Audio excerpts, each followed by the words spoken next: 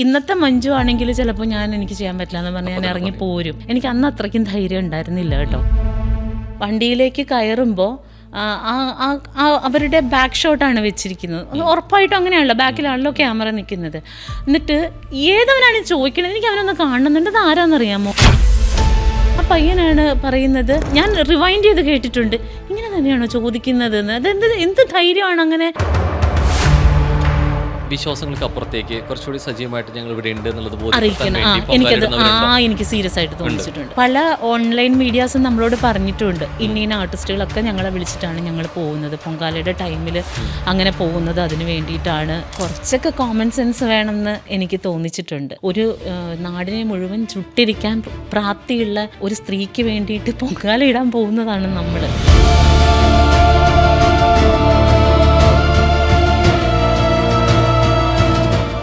എല്ലാം കൂടിയൊക്കെ വരും, പക്ഷെ ഇത്രയും അപ്പ് ആൻഡ് ഡൗൺസ് വേണ്ട.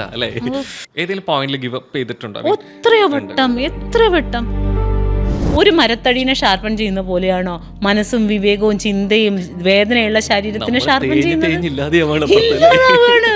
ഇങ്ങനെ മനുഷ്യനെ പറ്റിക്കുന്ന കുറെ മനുഷ്യരെ അവിടെ കാണാറുണ്ട്. മോട്ടിവേഷൻ എന്ന് പറഞ്ഞിട്ട് ശുദ്ധ മണ്ടത്തരം പറയുന്നത്. ഇതൊന്നും ജീവിതത്തിൽ അപ്ലിക്കബിൾ അല്ല. എങ്ങനെ തോന്നി എന്താ പറയാ ബിഗ് ബോസിൽ കണ്ട സമയത്ത്? ഞാൻ സത്യത്തിൽ ആ എപ്പിസോഡ് കണ്ടിട്ടില്ലേ, ഏത് ഭയങ്കരമായിട്ട് കരഞ്ഞോ? അത് ഇടയ്ക്കിടയ്ക്ക് കരയുന്നതല്ലേ. സെറ്റിൽ എങ്ങനെ സിറ്റ്കോമിൽ അങ്ങനെ തന്നെ ആയിരുന്നു? അതിങ്ങനെ ചേച്ചി ഇങ്ങനെയൊക്കെ പറഞ്ഞുകൊണ്ട് നടക്കണതാണോ? ഏറ്റവും കൂടുതൽ അഭിനയിച്ചുള്ളത് എവിടെയാ? സിനിമയിലോ സീരിയലിലാണോ അതോ ജീവിതത്തിലാണോ? ജീവിതത്തിൽ അഭിനയിക്കാറില്ല. എനിക്ക് എന്തായാലും ഒരു മകനുണ്ട്. അവൻ നാളെ ഒരാളുടെ മുമ്പിൽ എൻ്റെ പേരിൽ തല കുനിക്കരുത്.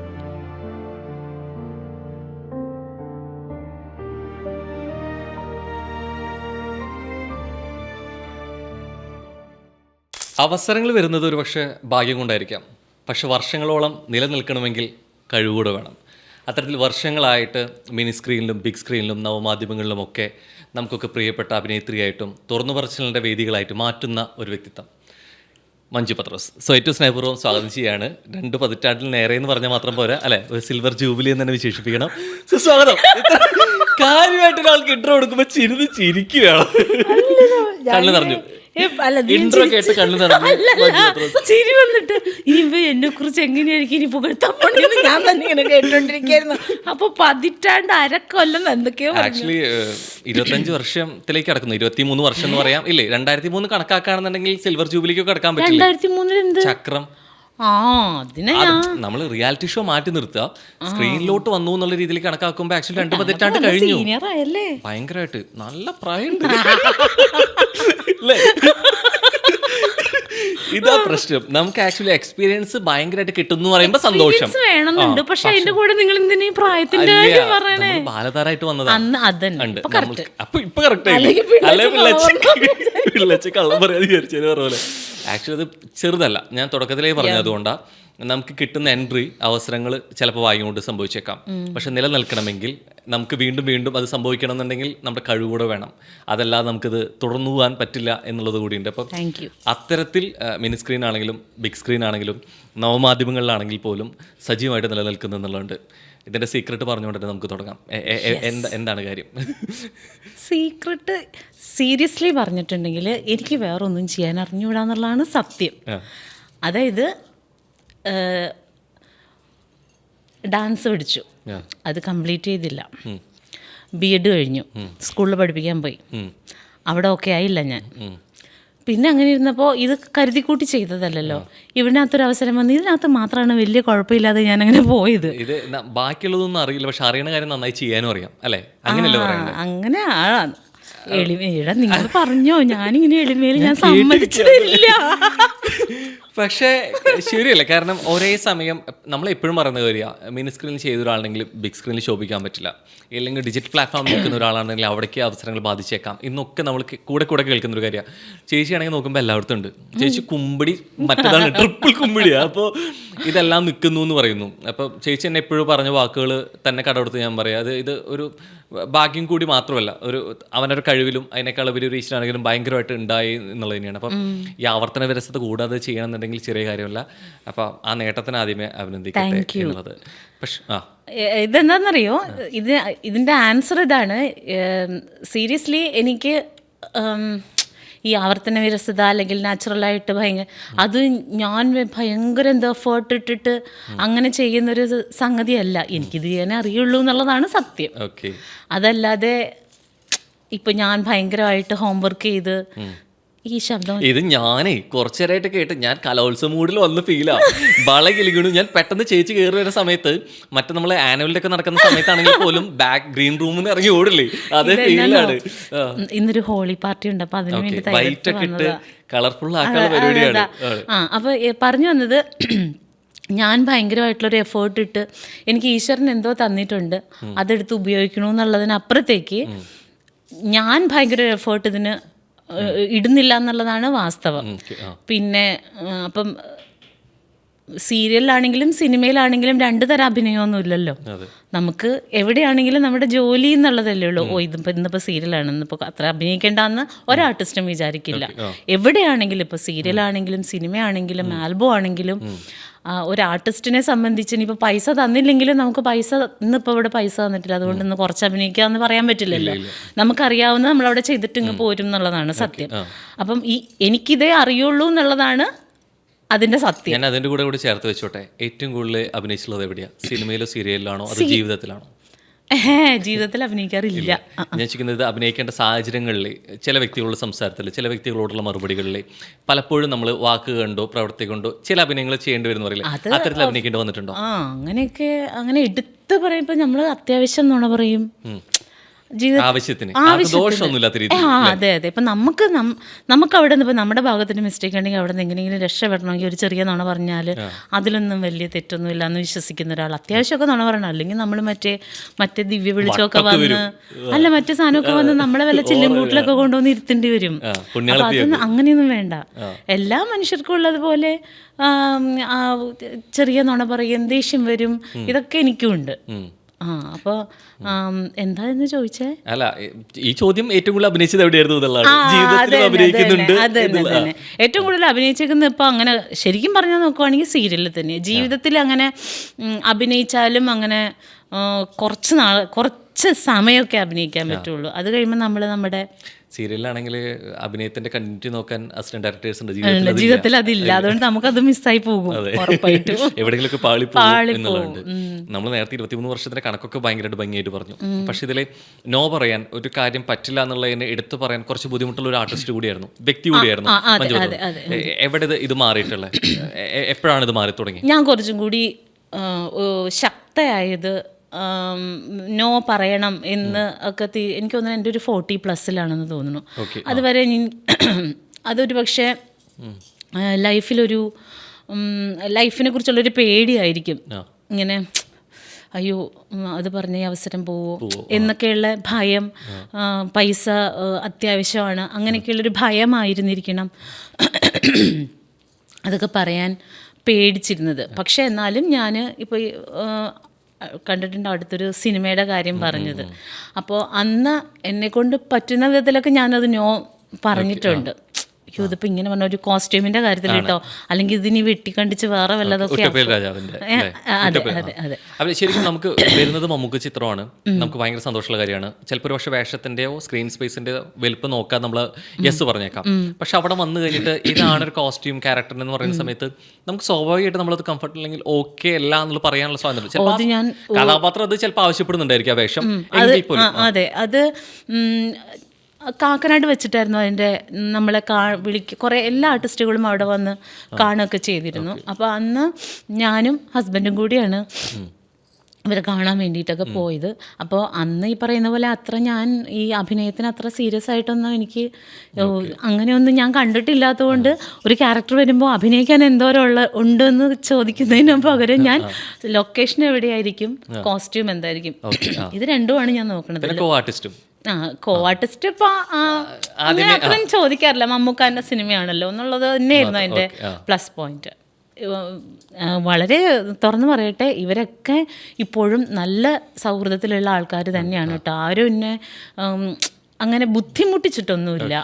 അപ്പോൾ അവിടെ ചെന്ന് അപ്പോൾ എന്നോട് ചോദിച്ചപ്പോൾ ഞാൻ പറഞ്ഞു ഇങ്ങനെ സെർവൻറ്റിൻ്റെ വേഷമാണ്, നൈറ്റിയോ കോട്ടൺ സാരിയോ എന്തെങ്കിലും ആയിരിക്കും എന്ന് പറഞ്ഞു. എന്നാൽ ഓക്കെ, ഇത് രണ്ടാണെങ്കിലും എനിക്ക് കുഴപ്പമില്ല എന്ന് പറഞ്ഞു.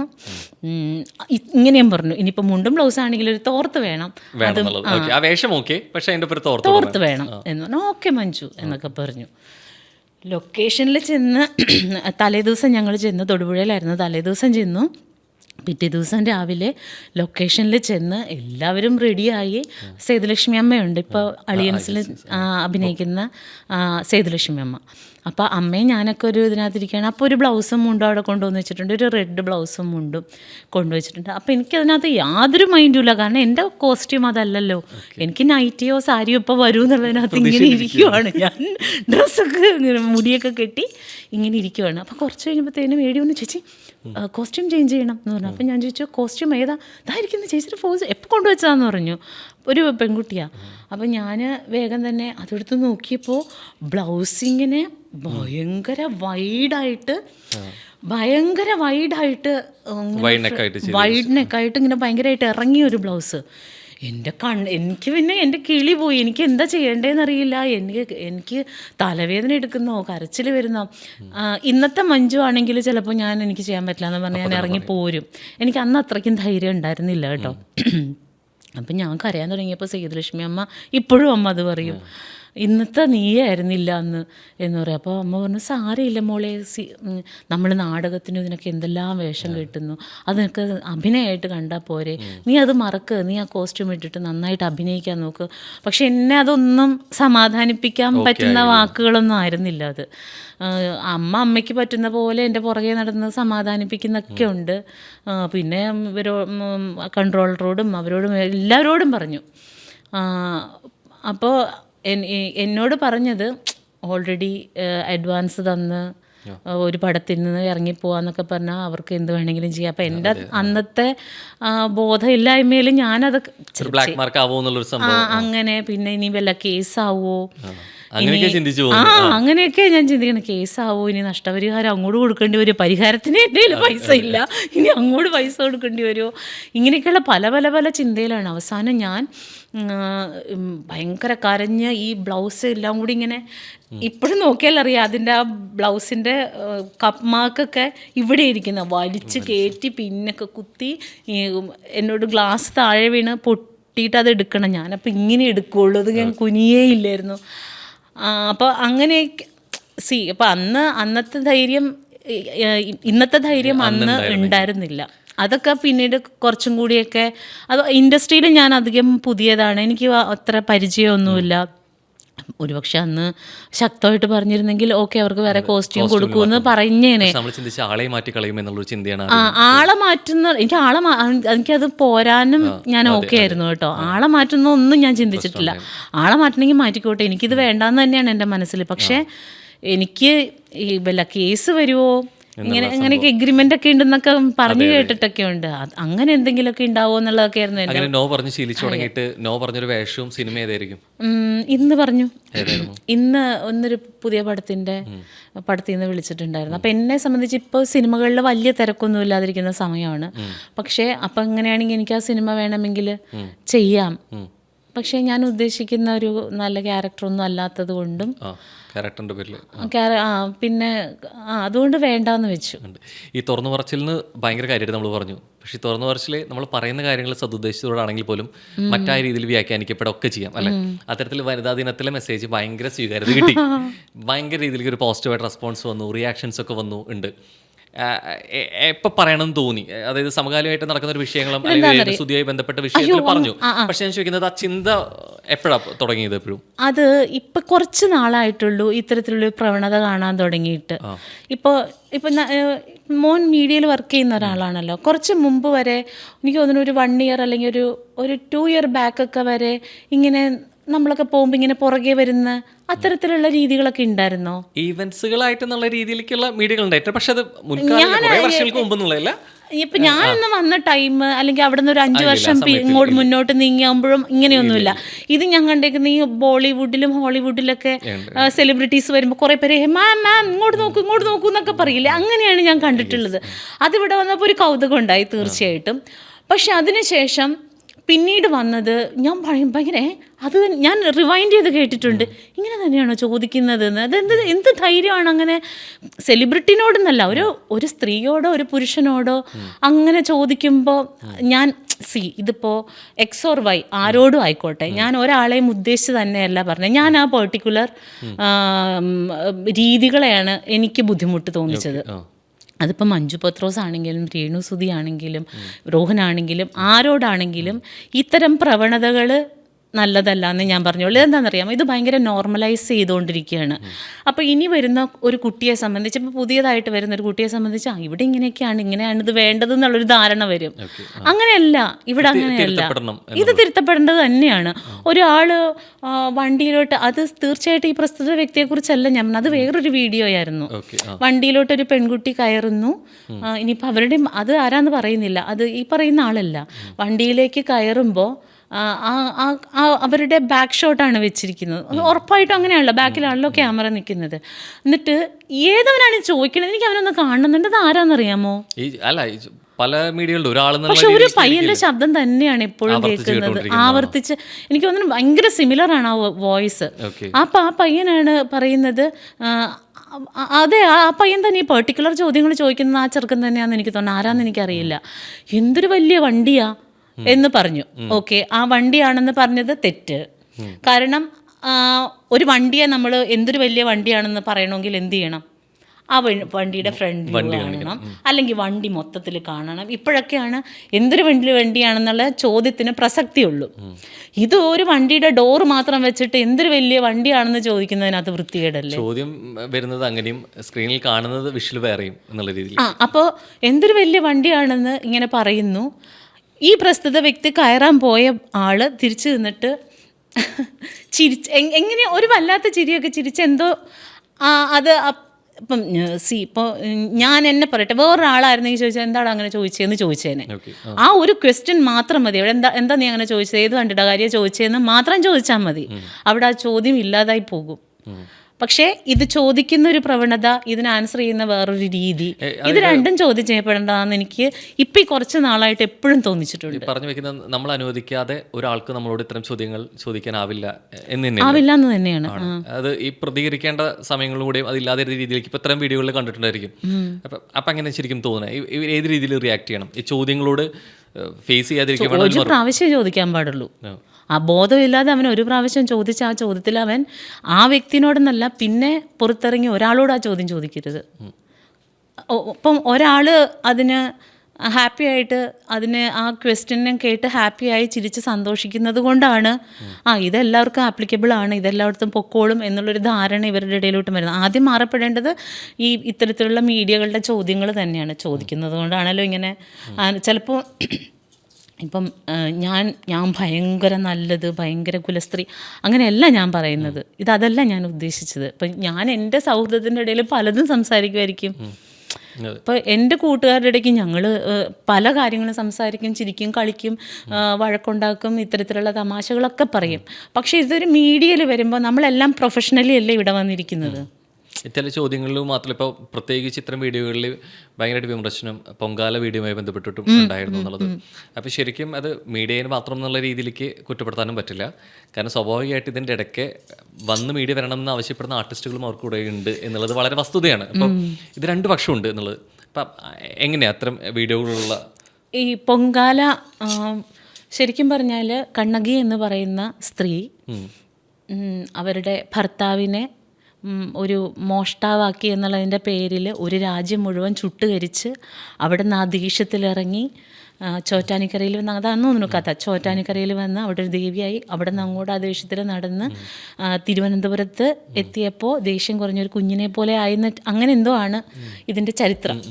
അപ്പോൾ ഈ കണ്ണകി എന്ന് പറയുന്ന സ്ത്രീക്ക് അവർ ഒരു അവരുടെ പേരിൽ വന്ന ഒരു ചെറിയ ചീത്തപ്പേരിൻ്റെ പേരിൽ അത്രയും വൈബ്രൻ്റ് ആയിട്ടുള്ളൊരു സ്ത്രീയാണ്, അത്രയും കറേജിയസ് ആയിട്ടുള്ളൊരു സ്ത്രീയാണ്. ഒരു നാടിനെ മുഴുവൻ ചുട്ടിരിക്കാൻ പ്രാപ്തിയുള്ള ഒരു സ്ത്രീക്ക് വേണ്ടിയിട്ട് പൊങ്കാല ഇടാൻ പോകുന്നതാണ് നമ്മൾ. കുറച്ചൊക്കെ കോമൺ സെൻസ് വേണമെന്ന് എനിക്ക് തോന്നിച്ചിട്ടുണ്ട്. കഴിഞ്ഞ പ്രാവശ്യം ഇതേപോലെ ഞാൻ പുളിമൂട് അവിടെയാണ് പൊങ്കാല ഇടാനിരുന്നത്. പുളിമൂട് ജംഗ്ഷനിൽ ട്രിവാൻഡ്രം. മനസ്സിലായി. അവിടെ സെക്രട്ടറിയേറ്റിൻ്റെ ഓപ്പോസിറ്റ് ഉള്ളിലേക്കുള്ളൊരു വഴിയിലായിരുന്നേ. വലിയ തിരക്കൊന്നും ഉണ്ടായില്ല, സുഖമായിട്ട് ഇടാനൊക്കെ പറ്റി. കുറേ കഴിഞ്ഞപ്പോൾ മീഡിയാസ് ഇങ്ങ് വരാൻ തുടങ്ങി. അതായത് ഈ തീ കത്തിക്കുന്ന ടൈം ആയപ്പോഴത്തേക്കും മീഡിയാസ് വരാൻ തുടങ്ങി. പിന്നെ ഇത് പ്രാർത്ഥിക്കാൻ പറ്റണ്ടേ, നമ്മൾ എന്തിനാ പോയിരിക്കുന്നത്? നമുക്ക് മനസ്സ് തുറന്നൊന്ന് പ്രാർത്ഥിക്കണം. അതിൻ്റെ ബോറടിക്കുന്നുണ്ടോ ഞാൻ പറഞ്ഞത്? അതിൻ്റെ മുമ്പ് ഞാനിങ്ങനെ സ്കിപ്പ് ചെയ്ത് പോകുന്നു എനിക്ക് തോന്നുന്നുണ്ട്. അതിന് മുൻപ് ഞാൻ ശാസ്തമംഗലത്താണ് ഇട്ടത്. അപ്പോൾ ഞാൻ ഭയങ്കര സുഖമായി, എനിക്ക് ആ പൊങ്കാല കഴിഞ്ഞപ്പോൾ ഭയങ്കര സന്തോഷവും തൃപ്തിയും. നമ്മളെല്ലാ ദിവസത്തെയും പ്രാർത്ഥനകൾ ഈശ്വരൻ്റെ അടുത്ത് എത്തൂല എന്ന് വിശ്വസിക്കുന്ന ഒരാളാണ് ഞാൻ. ചില ദിവസം പ്രാർത്ഥിക്കുമ്പോൾ നമുക്കറിയാതെ കണ്ണിൽ നിന്നൊക്കെ വെള്ളം വരും, ഒരു വല്ലാത്ത സന്തോഷമൊക്കെ കിട്ടും. അങ്ങനെ ഒരു ദിവസമായിരുന്നു അന്ന്. അപ്പോൾ ആ ഒരു പ്രതീക്ഷയിലാണ് രണ്ടാമത്തെ പ്രാവശ്യം ഞാൻ പോകുന്നത്. പ്രാർത്ഥിക്കാൻ പറ്റിയില്ല എന്ന് മാത്രമല്ല, ദേഷ്യം വരുന്ന എങ്ങനെയെങ്കിലും ഇത് കഴിഞ്ഞാൽ മതി എന്നൊക്കെ ആയിപ്പോയി. കാരണം ഇങ്ങനെ 5-6 പേര് ഇങ്ങനെ വരുന്നു, അവർ തീ കത്തിക്കുന്നു. അപ്പം ഈ അടുപ്പ് കൊളുത്തി കഴിയുമ്പോൾ തന്നെ ഫ്രണ്ടിൽ നിന്ന് ഭയങ്കര വെയിൽ വരും. നമുക്ക് തീരെ ഇപ്പം ശീലമില്ലാത്ത, പണ്ടൊക്കെ ആണെങ്കിൽ കുഴപ്പമില്ല, ഇപ്പം അങ്ങനെ അധികം ആർക്കും തീയിൽ കത്തിച്ച് ശീലമില്ല. പുക ഇങ്ങോട്ട് വന്നിട്ട് നമ്മുടെ അടുപ്പിൻ്റെ മാത്രമല്ല, ചുറ്റുമുള്ള അടുപ്പിൻ്റെ പുക ഇങ്ങ് വരും. കണ്ണിൽ നിന്ന് മൂക്കിൽ നിന്നൊക്കെ വെള്ളം വന്നിട്ട് നമുക്ക് നമ്മുടെ കോസ്റ്റ്യൂം എങ്ങനെയാണെന്നൊന്നും നമുക്ക് അന്നേരം മനസ്സിലാവില്ല. എല്ലാം കണ്ണൊക്കെ തുടയ്ക്കാനും നമ്മൾ. അപ്പോൾ ഈ സമയത്താണ് ഇവരിത് നിന്ന് ഷൂട്ട് ചെയ്യുന്നത്. ഞാൻ എല്ലാ തെറ്റും മീഡിയയുടെ പേരിൽ പറയല്ല. പക്ഷെ എന്തുകൊണ്ട് ഷൂട്ട് ചെയ്യരുതെന്ന് പറഞ്ഞില്ല? അതാ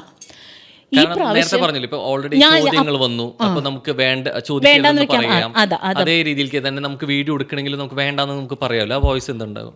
അത് അവരോടൊക്കെ ചോദിച്ചാൽ കിട്ടേടാ, എന്ത് പറയാനായിട്ട്, അത് പ്രാർത്ഥിക്കട്ടേടാ. ഇതിൻ്റെ ഇടയ്ക്ക് സിനിമയുടെ കുറിച്ച് ചോദിച്ച ആൾക്കാർ വരെ ഉണ്ട്. അപ്പോഴും ഞാൻ പറഞ്ഞു, ഇത് ഇവിടുത്തെ അതല്ലല്ലോ ഇവിടുത്തെ മാറ്റർ, ഞാൻ പൊങ്കാലിടാൻ വന്നല്ലേ, പ്രാർത്ഥിക്കട്ടെന്നൊക്കെ പറയുന്നുണ്ട്. പക്ഷെ ഇവർ അങ്ങനെ പറഞ്ഞാൽ പോകുന്ന ആൾക്കാരല്ല. അങ്ങനെ പോവില്ല അവര് ഓക്കെ നിങ്ങൾ ആൻസർ ചെയ്യേണ്ട, അവിടെ നിന്ന് ഷൂട്ട് ചെയ്യും. അവിടെ വെറുതെ നിന്ന് അവരതങ്ങനെ പകർത്തിക്കൊണ്ടിരിക്കും. അല്ല, ഇതൊക്കെ പറഞ്ഞിട്ടുണ്ട്. അയ്യോ നിങ്ങൾ എന്തിനാ വന്നത്, പ്രാർത്ഥിക്കുക, അതൊക്കെ പറഞ്ഞിട്ടുണ്ട്. അതുകൊണ്ട് ഇപ്രാവശ്യം എന്ത് ചെയ്തു, ഒരാളും ഇല്ലാത്ത സ്ഥലം നോക്കി ഞങ്ങൾ വരാത്തതാ. ഈ പ്രാവശ്യം ഇട്ടു, പൊങ്കാലയ്ക്ക് ഇതിട്ടു. അപ്പോൾ പൊങ്കാലയൊക്കെ ഇട്ട് കഴിഞ്ഞ് ഒരു തീയൊക്കെ കത്തിച്ച് ചോറൊക്കെ വേകാറായിരുന്ന സമയത്ത് എനിക്കൊരു കോള് വന്നു ഫോണിൽ. അപ്പം ഞാൻ ഫോൺ എടുത്തു കഴിഞ്ഞപ്പോഴത്തേക്കും ചേച്ചി എവിടെയാണെന്ന് ചോദിച്ചു. അപ്പോൾ ആരാന്ന് എനിക്ക് മനസ്സിലായി. ഞാൻ പറഞ്ഞു ഞാനിവിടെ പൊങ്കാല ഇടുവാണ്, ആരാണ്, എന്തെങ്കിലും അത്യാവശ്യം ഉണ്ടോ എന്ന് ചോദിച്ചു. അപ്പോൾ പറഞ്ഞു ചേച്ചി ഞാൻ ഏതോ ഒരു ചാനൽ, ഞാൻ പറയുന്നില്ല, ഒരു ചാനലിൻ്റെ പേര് പറഞ്ഞു. അപ്പം ഞാൻ പറഞ്ഞു അയ്യോ മോനെ വരണ്ടാട്ടാ, ഞാൻ നിങ്ങളിൽ നിന്നൊക്കെ രക്ഷപ്പെടാൻ വേണ്ടിയിട്ടാണ് ആരും അറിയാതെ ഒരു സ്ഥലത്ത് വന്നിരുന്ന് പൊങ്കാല ഇട്ടത്, അതുകൊണ്ടിട്ട് വരണ്ടാന്ന് പറഞ്ഞു. ചേച്ചി ഞാൻ ആ വഴി വരുന്നുണ്ട്, അപ്പോൾ ഒന്ന് ജസ്റ്റ് ഒന്ന് കയറി നോക്കാം എന്ന് പറഞ്ഞു. അങ്ങനെ ഇവർ വന്ന് പക്ഷെ ഒന്നും ചോദിച്ചൊന്നുമില്ല കേട്ടോ. അവര് വന്ന് വീഡിയോ എടുത്ത് അവരങ്ങ് പോയി. ചേച്ചി എന്ത് തോന്നുന്നു, വിശ്വാസങ്ങൾക്ക് അപ്പുറത്തേക്ക് കുറച്ചുകൂടി സജീവമായിട്ട് ഞങ്ങൾ ഇവിടെ ഉണ്ട് എന്നുള്ളത് അറിയിക്കണം? എനിക്ക് സീരിയസ് ആയിട്ട് അത് തോന്നിച്ചിട്ടുണ്ട്. പല ഓൺലൈൻ മീഡിയാസും നമ്മളോട് പറഞ്ഞിട്ടുണ്ട്, ഇന്ന ആർട്ടിസ്റ്റുകളൊക്കെ ഞങ്ങളെ വിളിച്ചിട്ടാണ് ഞങ്ങൾ പോകുന്നത്, പൊങ്കാലയുടെ ടൈമിൽ അങ്ങനെ പോകുന്നത് അതിന് വേണ്ടിയിട്ടാണ് എന്ന് അങ്ങനെ പറഞ്ഞിട്ടുണ്ട്. അപ്പുറത്തേക്ക് ഇതൊരു ഫാഷനായിട്ട് മാറിയിട്ടുണ്ട് എന്ന് തോന്നുന്നു. ഞാനിപ്പോൾ അധികമൊന്നും ആയില്ല പൊങ്കാല ഇടാൻ തുടങ്ങിയിട്ട്. പക്ഷെ ഇതിൻ്റെ പ്രശ്നം എന്താണെന്നറിയാമോ, ഈ പൊങ്കാലയുടെ തലേ ദിവസം നമ്മൾ വെറുതെ തമ്പാനൂർ വഴിയൊക്കെ ഒന്ന് പോയി നോക്കണം. ചെറിയ കുഞ്ഞുമക്കളെ കൊണ്ട് പൊരിവെയിലത്ത് തലേ ദിവസം മുതലേ വന്ന് കിടക്കുന്ന സാധു മനുഷ്യരുണ്ട്. അവരൊക്കെ പ്യുവറായിട്ടുള്ള അവർക്കൊന്നും ഒരു മീഡിയയിലും വരാനുള്ള ആൾക്കാരല്ല. അവരെല്ലാവരും ഭയങ്കരമായിട്ടുള്ള ഭക്തിയുടെ പേരിൽ തമ്പാനൂർ കുടയില്ലാതെ നിൽക്കുന്ന ഒരവസ്ഥ ഒന്ന് ആലോചിച്ച് നോക്ക്. അപ്പോൾ ഈ ടാറിൻ്റെ ചൂട് ഇതെല്ലാം എല്ലാവരും അങ്ങനെ വന്ന് കിടന്ന് കഷ്ടപ്പെട്ട് ദേവീനോട് പ്രാർത്ഥിച്ചിട്ട് പോകാൻ വേണ്ടി വരുന്നവരാണ്. അപ്പോൾ അവിടെ ഇത്തരത്തിലുള്ള പ്രഹസനങ്ങൾ കാണുമ്പോൾ സീരിയസ്ലി എനിക്ക് ദേഷ്യം തോന്നിയിട്ടുണ്ട്. പിന്നെ അല്ല, ഒരു കാര്യം കൂടി എനിക്ക് വേറൊരു, അതായത് എല്ലാവരും പറയും ഈ പെണ്ണുങ്ങൾ ഒരുങ്ങി കെട്ടി അങ്ങ് പോവുകയാണ് പൊങ്കാല ഇടാന്ന് പറയും. ആക്ച്വലി ഒരുങ്ങണം.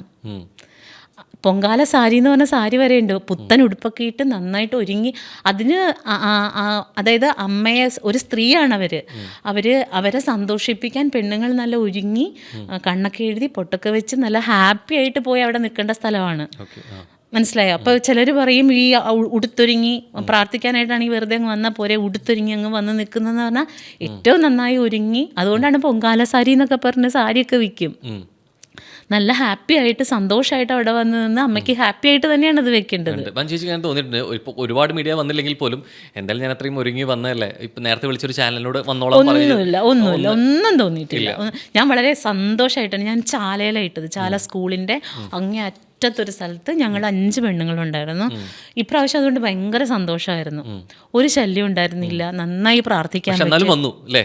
പക്ഷെ അത് ഒരു പ്രശ്നം ഉണ്ടാക്കാതെ അവർ വന്നിട്ട് അങ്ങ് പോയി. എനിക്ക് തോന്നുന്നു എന്നെ പൊങ്കാലയിൽ കണ്ടതേ ഇല്ലല്ലോ. വലിയ ചോദ്യോത്തരങ്ങളൊന്നും ഉണ്ടായിരുന്നില്ല. ഇനി അത്തരത്തിൽ വന്നു കഴിഞ്ഞു കഴിഞ്ഞാൽ ചോദ്യോത്തരങ്ങൾ മാത്രമല്ല, ചാനൽസിനോടും എടുക്കരുതെന്ന് പറയും, നിർബന്ധമായിട്ട് പറയും. കാരണം ഇതിപ്പോ അതിന്റെ എക്സ്ട്രീമിലോട്ട് എത്തിയെന്ന് തോന്നുന്നു. ഇത് ഇങ്ങനെ ഭയങ്കര എന്നോട് ഇങ്ങനെയൊക്കെ വിളിച്ചു. അയ്യോ അത് പറഞ്ഞില്ല. ഓൺലൈൻ മീഡിയാസ് എന്നെ ഇങ്ങോട്ട് വിളിച്ചിട്ടുണ്ട്. 3-4 പേര് വിളിച്ചു. അവര് സ്ഥലം തരാം, അവിടെ ഇടുവോന്നും ചോദിച്ചിട്ട്. എനിക്ക് അപ്പൊ ഫുൾ ടൈം കവർ ചെയ്യാലോ. അങ്ങനെയൊക്കെ പോകുന്നുണ്ടായിരിക്കും. അങ്ങനെയും സംഭവിക്കുന്നുണ്ട്. അതൊക്കെ 2 പക്ഷമുണ്ട് അല്ല, അങ്ങനെ സംഭവിക്കുന്നുണ്ട്. ഞാനതിനെ അംഗീകരിക്കുന്നൊന്നുമില്ല.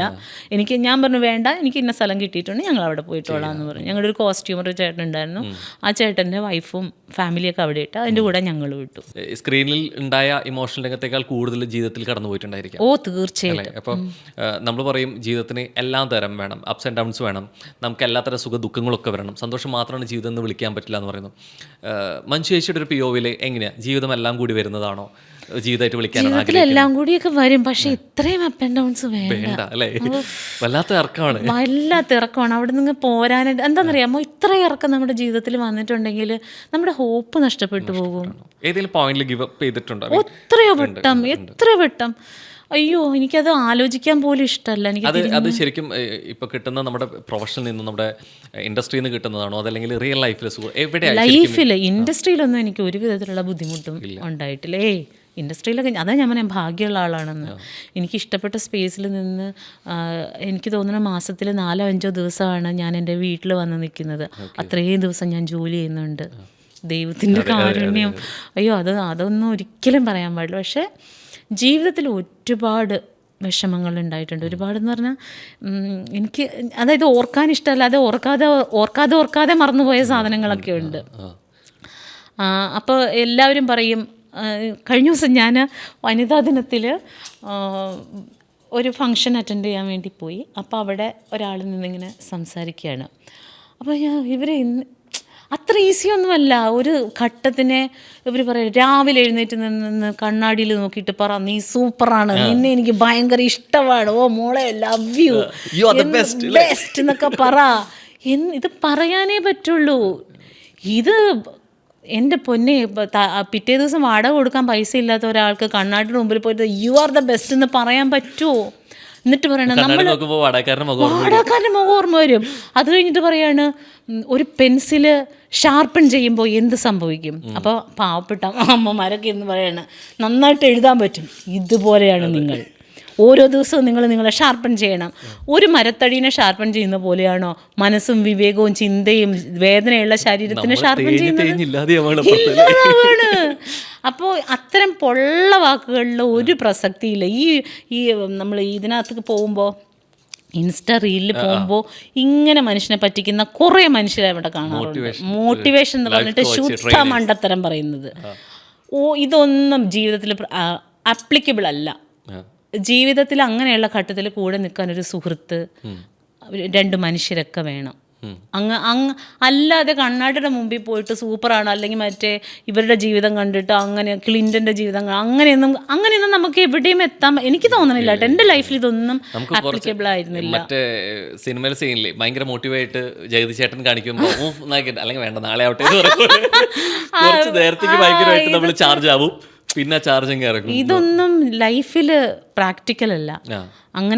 അങ്ങനെ മോട്ടിവേഷണൽ സ്പീക്കേഴ്സൊക്കെ പ്രാക്ടിക്കലായിരുന്നെങ്കിൽ ഇപ്പോൾ ഉണ്ടായ കേസൊന്നും ഉണ്ടാവില്ലായിരുന്നല്ലോ.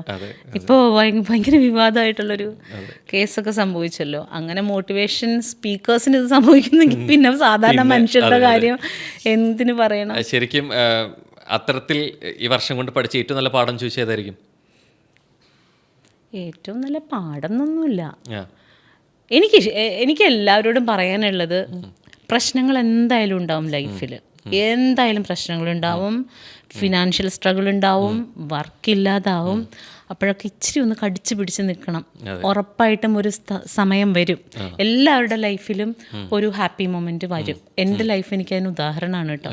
എന്നെ അതായത് ഒരു ഒരു ഒരു മൂക്കുത്തിയുടെ കുഞ്ഞു കല്ലല്ലാതെ ഒന്നും ഇല്ലാതിരുന്ന ഞാനുണ്ടായിരുന്നു. അവിടെ അന്ന് ഞാൻ ഗിവപ്പ് ചെയ്തിരുന്നെങ്കിൽ ഇന്ന് അപ്പം നല്ല സൗഹൃദങ്ങളെ എപ്പോഴും ചേർത്ത് പിടിക്കണം, നല്ല മനുഷ്യരെ ചേർത്ത് പിടിക്കണം. നമുക്കൊരു ബുദ്ധിമുട്ട് വരുമ്പോൾ ഫിനാൻഷ്യലി അവരൊന്നും ചെയ്യണ്ട, സാരമില്ല, ധൈര്യമായിട്ടിരിക്കുന്ന ഏത് പാതിരാത്രിക്കും കൂടെ നിൽക്കാൻ കുറച്ച് അങ്ങനെ കെൽപ്പുള്ള കുറച്ച് മനുഷ്യരുണ്ടെങ്കിൽ നമുക്കിത് കുറച്ച് മുന്നോട്ട് പോകാം. ആ ചേർത്ത് പിടിച്ച മനുഷ്യരെ ഒരു പ്രതിസന്ധി വരുന്ന സമയത്ത് ഉണ്ടായിരുന്നു ഒപ്പം? കാരണം നമ്മൾ പലപ്പോഴും പറയും കയ്യിൽ മണ്ണെടുത്ത് നമ്മൾ എത്രത്തോളം ചേർത്ത് പിടിക്കും തോറും ഇതിൻ്റെ ഇടയിൽ കൂടെ ചോർന്നു പോകും എന്ന് പറയും പോലെ ചേർത്ത് പിടിച്ചവരുണ്ടായിരുന്നോ? ഓ, ചേർത്ത് പിടിച്ചവരുണ്ടായിട്ടുണ്ട്. എന്നെ ഒരുപാട് പേര് ചേർത്ത് പിടിച്ചിട്ടുണ്ട്. എൻ്റെ ഈ ഇങ്ങനെയുള്ള സമയത്ത്, എൻ്റെ ബുദ്ധിമുട്ടുള്ള സമയത്തൊക്കെ എൻ്റെ ബ്രദർ മനു, അവൻ ഒരു ജമ്മാണ് ശരിക്കും പറഞ്ഞാൽ. ബ്ലെസ്ഡ് ആണ്. ഓ, ഇതേപോലത്തെ ആങ്ങളെ നിന്നും അതായത് എന്നാ ചേച്ചി ഞങ്ങൾ 5 വയസ്സിന്റെ വ്യത്യാസമുണ്ട്. അപ്പൊ കുഞ്ഞിലേ മുതൽ ഇവൻ എന്നെ മഞ്ജു മഞ്ജു എന്നാ വിളിക്കുന്നത്, എടി എടി എന്നാ വിളിക്കണേ. അപ്പൊ അവൻ എന്നെ ചേച്ചി എന്ന് വിളിക്കുന്നത് എനിക്ക് ചിന്തിക്കാനേ പറ്റില്ല. പക്ഷേ അവനെ ഞാനൊന്നും അറിയിക്കാറില്ല എന്നുള്ളത് വേറെ സംഗതി. പക്ഷെ ഞാൻ വിളിക്കുമ്പോൾ ശബ്ദമൊന്നും, ഞങ്ങളങ്ങനെ എപ്പോഴും വിളിക്കുന്ന ആൾക്കാരൊന്നുമല്ല, ഞങ്ങളെപ്പോഴും ഇൻ ടച്ച് ഉള്ളവരൊന്നുമല്ല. ആഴ്ചയിൽ ഒരു ദിവസം അങ്ങനെ വിളിക്കും. പക്ഷെ വീട്ടിലോട്ട് സ്ഥിരം വിളിക്കും. ആഴ്ചയിൽ ഒരു ദിവസമോ അങ്ങനെയൊക്കെ മനുവായിട്ട് സംസാരിക്കാറുള്ളൂ. അപ്പോൾ ആ വിളിയിൽ അവൻ എടാ എന്ന് ചോദിച്ചാൽ എന്താ പറ്റി, നിൻ്റെ ഒച്ച എന്ത് പറ്റി എന്ന് ചോദിക്കും. അടുത്ത ക്വസ്റ്റ്യൻ ഇച്ചിരി സങ്കടം വന്നിരിക്കണമെങ്കിൽ അവനത് മനസ്സിലാകും. എന്ത് പ്രശ്നമുണ്ടെങ്കിലും അവൻ പറയും, ദേ വെറുതെ കിടന്ന് ടെൻഷനൊന്നും അടിക്കണ്ട, ആവശ്യമില്ലാത്താണെങ്കിൽ അങ്ങ് തട്ടി വിട്ടുകളെ, അതിൻ്റെ പേരിൽ വെറുതെ കിടന്ന് കരയാനും പിടിക്കാനൊന്നും നിൽക്കണ്ട. ആ ഒരു വാക്ക് മതി ധൈര്യം. വീണ് പോയാൽ അവനുണ്ടല്ലോ, ഒരാളവിടെ ഉണ്ട് എന്നുള്ളത്. അതാ ഞാൻ പറഞ്ഞേ. പക്ഷെ ഒരാളവിടെ ഉണ്ടെന്ന് വെച്ചിട്ട് വീണ് പോവാനേ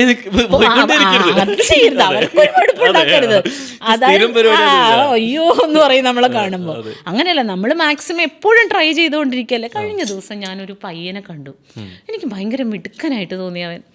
അവന് 22 വയസ്സാറ്റേ ഉള്ളൂ, ട്രിവാൻഡ്രത്ത് വെച്ച്. ഞാൻ താമസിക്കുന്ന സ്ഥലത്ത് നിന്ന് യൂബർ എടുത്ത് പോരുവാണ്. അപ്പോൾ ഈ കുട്ടി രാത്രിയാണ്, 12:30 അപ്പോൾ ഇരുന്നപ്പോഴത്തേന് ഞാൻ കൊച്ചിനോട് ചോദിച്ചു, മോനെ ഉറക്കം വരുന്നുണ്ടോ എന്ന് ചോദിച്ചു. ഇല്ല ചേച്ചി, ഭയങ്കര ഹാപ്പി ആയിട്ടിരിക്കണം. ഇല്ല ചേച്ചി, ചായ എന്തെങ്കിലും കുടിക്കണം, കാരണം ഇവിടെയാ കൊച്ചുവേളി വരെ പോകണം, ചായ വല്ലതും കുടിക്കണമെന്ന് ചോദിച്ചു. വേണ്ട, ഞാനിപ്പോൾ കുടിച്ചേ ഉള്ളൂ എന്ന് പറഞ്ഞു. അപ്പം ചേച്ചി എങ്ങോട്ടേക്കാണ്? പറഞ്ഞിട്ട് എറണാകുളത്തേക്കാണ്. ഞാൻ അവിടെ കുറച്ച് നാൾ വർക്ക് ചെയ്തിട്ടുണ്ട്. അപ്പം മോൻ എന്താണ്? അവൻ പകല് 8 മണി രാത്രി 8 മണി വരെ അവന് ഡ്യൂട്ടി ഉണ്ട്. അതിനുശേഷം അവൻ യൂബർ ഓടിക്കാൻ ഇറങ്ങും. അത് കഴിഞ്ഞിട്ട് കിട്ടുന്ന 4-5 മണിക്കൂർ അവൻ ഉറങ്ങും. വീണ്ടും അവൻ ജോലി. അവൻ എന്തൊരു മിടുക്കൻ കുട്ടിയാണ്. അപ്പം ഞാനതാ പറഞ്ഞു, നമ്മളെപ്പോഴും ട്രൈ ചെയ്തുകൊണ്ടിരിക്കണം. അവനും ബുദ്ധിമുട്ടുണ്ടാവും, പക്ഷെ വീണ് പോവാതിരിക്കാൻ അവൻ ട്രൈ ചെയ്തുകൊണ്ടേ ഇരിക്കുവാണ്. പക്ഷേ ഒരു സ്ട്രേഞ്ചറായിട്ടും കൂടെ എങ്ങനെ ഭയങ്കര കംഫർട്ടാക്കാൻ നോക്കി ഒരു ഇതില്ലേ. അപ്പം അതെങ്ങനെ സാധിക്കും? ഞാൻ ഇവിടെ ചേർത്ത് വെച്ചൊരു കാര്യം പറയാം. ഇപ്പം ചേച്ചി ചിലപ്പോൾ എന്നെ കാണുന്നുണ്ടാവും. എന്നെ പരിചയമില്ലാത്തൊരു സമയത്ത് സി കേരളത്തിൻ്റെ ഒരു പ്രൊജക്റ്റിന് വേണ്ടിയിട്ട് ഞാൻ വന്നിട്ടുണ്ടായിരുന്നു. അപ്പോൾ അവിടെ വന്ന സമയത്ത് ചേച്ചി എൻ്റെ അടുത്ത് സംസാരിച്ച രീതിയാണ്, ചേച്ചി എന്നെ ആദ്യമായിട്ട് കാണണേ, ചേച്ചിക്ക് എന്നെ പരിചയമില്ലെന്ന് എനിക്ക് 100% ഉറപ്പാണ്. പക്ഷേ ചേച്ചി എൻ്റെ അടുത്ത് ഇടപെട്ട ഒരു സംഭവമുണ്ട്. അവിടെ ഇരിക്കലും എങ്ങനെയാണ് കാര്യങ്ങൾ, അല്ലെങ്കിൽ ഇവിടുത്തെ പ്രൊജക്റ്റുമായി സംസാരിക്കുന്ന സംഭവങ്ങളൊക്കെ ചേച്ചി ഓർക്കുന്ന പോലും ഉണ്ടാവില്ല. അപ്പോൾ എനിക്കിത് പറഞ്ഞപ്പോൾ എനിക്ക് അതാണ് കണക്ട് ചെയ്തത്. കാരണം എനിക്ക് മഞ്ജു ചേച്ചിനെ അറിയാം. മഞ്ജു ചേച്ചി എന്നെ ഒട്ടും പരിചയമില്ലാത്തൊരു സമയത്ത് കൂടെ ഇടപെട്ട് ഒരു സ്ട്രേഞ്ചറിനെ, പുതിയതായ ഒരു സ്ഥലത്ത് വന്നിട്ടുള്ള ആർട്ടിസ്റ്റിനെ എങ്ങനെ ഏറ്റവും കംഫർട്ട് ആക്കാൻ പറ്റും എന്നുള്ള രീതിയിലേക്ക് ചെയ്യുന്നൊരു പ്രവൃത്തി ഉണ്ടല്ലോ. ഇത് എവിടുന്ന അത് ബെസ്റ്റ് ക്വാളിറ്റി. അതെനിക്ക് കറക്റ്റ് സമയത്ത് ഞാനിത് ഇന്റർവ്യൂവിൽ എപ്പോഴെങ്കിലും മെൻഷൻ ചെയ്യാൻ വിചാരിച്ചിട്ടുണ്ടായിരുന്നു. കറക്റ്റ് ഒരു സമയം വന്നപ്പോൾ ഞാൻ ഇതിലോട്ട് പറഞ്ഞതാണ്. അപ്പം അതെങ്ങനെ അത്തരത്തിൽ ഒരു പക്ഷേ നമുക്ക് പ്രൊഫഷണൽ അല്ലെങ്കിൽ ഇൻഡസ്ട്രിയിൽ വന്ന സമയത്ത് നമ്മൾ ആഗ്രഹിച്ചിട്ട് ചിലരുന്നത് കിട്ടിയിട്ടുണ്ടാവില്ല. ചിലപ്പോൾ അത് ചെയ്തവരായിരിക്കും. അതിൽ നിന്നായിരുന്നു, അതുകൊണ്ടായിരിക്കും ആണ് കൂടുതലും. എന്നെ എല്ലാവരും, ഞാൻ പറഞ്ഞില്ലേ, ഇൻഡസ്ട്രിയിൽ വന്നെന്ന് മുതലല്ല, ഞാൻ സ്കൂളിൽ പഠിക്കുന്ന ടൈം മുതൽ എന്നെ ചേർത്ത് പിടിക്കാൻ ഒരുപാട് മനുഷ്യർ എൻ്റെ കൂടെ ഉണ്ടായിട്ടുണ്ട്. എനിക്കൊരു അപരിചിതത്വം എവിടെയും തോന്നിച്ചിട്ടില്ല. ഓക്കെ. ഇപ്പൊ ഇവിടെ വന്നപ്പോഴാണ് ഞാൻ ചിരിച്ചുകൊണ്ടല്ലേ വന്നത്. എനിക്കങ്ങനെ അങ്ങനെ ചിലപ്പോൾ അതുകൊണ്ടായിരിക്കും എന്നെ താങ്ങാൻ ഒരുപാട് പേര് അങ്ങനെ ഒരു സ്നേഹം. ഇപ്പം എൻ്റെ ഡാൻസ് ടീച്ചർ, കല ടീച്ചർ വീട്ടിൽ നിന്ന് വഴക്കിട്ടിട്ട് പോണ ദിവസം കരഞ്ഞു വിളിച്ചിട്ടൊക്കെ ആയിരിക്കുമല്ലോ പോകുന്നത്. അപ്പോൾ സ്കൂളിലേക്ക് പോണ വഴിക്കാണ് ടീച്ചറിൻ്റെ വീട്. അപ്പോൾ എനിക്ക് ടീച്ചർ എന്ന് പറയുന്നത് അമ്മേനെ പോലെയാണ്. അപ്പോൾ ഞാൻ ചെല്ലുമ്പോഴത്തേനും കണ്ണൊന്നും എഴുതാതെ ചെല്ലണമെങ്കിൽ ടീച്ചർ ഇതെന്താ നീ ഇങ്ങനെ ഇരിക്കുന്ന വാ എന്ന് പറഞ്ഞിട്ട് ടീച്ചർ കണ്ണൊക്കെ എഴുതി തന്ന് പൊട്ടൊക്കെ കുത്തി തന്ന് സ്നേഹമായിട്ട് പറഞ്ഞു വിടും. അപ്പൊ ഡാൻസും തുടങ്ങിയത് അങ്ങനെ ഒരു ഇതിൽ തന്നെയല്ലേ? ഡാൻസ് ഒക്കെ ഈ ഒട്ടും പ്രതീക്ഷിക്കാത്ത രീതിയിൽ നോക്കി നിന്നുകൊണ്ട് തുടങ്ങിയ അപ്പൊ അതാ ഞാൻ പറഞ്ഞേ. അപ്പൊ അന്നാണെങ്കിൽ 4ാം ക്ലാസ്സിൽ പഠിക്കുന്ന ഒരു ചെറിയ കുട്ടിയാണ് ഞാൻ. ആ സമയത്ത് എന്നെ അച്ഛൻ മരിച്ചു പോയി കേട്ടോ, ഞാൻ അറിഞ്ഞില്ല. അപ്പം അച്ഛൻ കണ്ട് അമ്മച്ചിനെ വിളിപ്പിച്ച് ഡാൻസ് പഠിക്കാൻ, എന്നോട് ഫീസൊന്നും മേടിക്കാതെ ഡാൻസ് പഠിപ്പിക്കാൻ നോക്കി. അപ്പം അതാ പറഞ്ഞേ, എനിക്ക് കിട്ടിയത് എനിക്ക് വേറെ ആൾക്ക് കൊടുക്കണം എന്നുണ്ട്. അത് നന്നായി കൊടുക്കുന്നുണ്ട്. അത് എനിക്ക് ശരിക്കും പറഞ്ഞാൽ ചില മനുഷ്യർ, എനിക്ക് എല്ലാവരെയും ഒന്നും സ്നേഹിക്കാൻ പറ്റാറില്ല കേട്ടോ, അതും പറയണമല്ലോ. ലോകത്തിലുള്ള എല്ലാവരെയും ഒന്നും എനിക്ക് സ്നേഹിക്കാൻ പറ്റില്ല. പക്ഷേ അങ്ങനെ ചിലപ്പോൾ നമ്മളൊരു സ്ഥലത്ത് ചെല്ലുമ്പോൾ ഒരു വ്യക്തിയുടെ ഇടപെടൽ എനിക്ക് ഇഷ്ടപ്പെടില്ല. അപ്പോൾ ചിലപ്പോൾ അവരുടെ രീതി ചിലപ്പോൾ ഇഷ്ടപ്പെടില്ല. അപ്പോൾ എനിക്കിത് ആദ്യമേ ദേഷ്യം വരും. ഞാൻ എൻ്റെ വായിന്നൊന്നും വരല്ലേ, വരെ ഒന്നും പറയല്ലേ എന്ന് ഞാൻ എന്നോട് തന്നെ പ്രാർത്ഥിക്കും. അപ്പോൾ പക്ഷേ ഏതെങ്കിലും ഒരു ഘട്ടത്തിൽ ഞാൻ വിചാരിക്കും സ്നേഹിക്കാൻ ശ്രമിച്ച് നോക്കാം. എന്നിട്ട് ബോധപൂർവ്വം ഞാൻ സ്നേഹിക്കാൻ ശ്രമിക്കും. ചിലത് സക്സസ് ആവാറുണ്ട്. അപ്പോൾ നമ്മൾ കണ്ടതായിരിക്കില്ല ആളെന്ന് എനിക്ക് മനസ്സിലാവും. കുറച്ചുകൂടെ അടുത്തറിയുമ്പോൾ മനസ്സിലാവും ചെയ്യും. അടുത്തറിയുമ്പോൾ വിഗ്രഹം ഉടയും ചെയ്യും. വിഗ്രഹങ്ങൾ കുറെ ഇരിക്കണു. ഇങ്ങോട്ടേക്ക് പോവാണെങ്കിലല്ലേ ഒരു എപ്പിസോഡ് ഉടഞ്ഞ വിഗ്രഹങ്ങളുടെ പേരിൽ നടത്തേണ്ടി വരും. നേരത്തെ പ്രൊഫഷണൽ ലൈഫിന്റെ കേസിൽ പറഞ്ഞു 2 ഇന്നിങ്സ് ഉണ്ടായിരുന്നു എന്നുള്ളത് അല്ലെ? റിയാലിറ്റി ഷോന് ശരിക്കും ഒരു പേഴ്സണൽ ലൈഫിലും അങ്ങനെ തന്നെയാണോ? 2 ഇന്നിങ്സ് ഉണ്ടോ? ഓ പിന്നെ പേഴ്സണലി ഈ പറഞ്ഞ പോലെ 2 മഞ്ജുവാണ്. മഞ്ജു 40കൾക്ക് മുമ്പുള്ള മഞ്ജു, 40കൾക്ക് ശേഷമുള്ള മഞ്ജു. എന്താ ശരിക്കും ഒരു പോയിന്റ് എന്താ ശരിക്കും ഈ 2 സെക്കൻഡ് ഇന്നിങ്സ് ഒരു സ്റ്റാർട്ടിങ്ങിന്റെ? മറ്റത് എന്താണെന്നറിയോ, ഒരാളില്ലെങ്കിൽ ഞാൻ എങ്ങനെ ജീവിക്കും? എനിക്ക് പേടിയാണ് ജീവിക്കാൻ, എനിക്ക് പേടിയാണ്. ഞാൻ എന്ത് ചെയ്യും?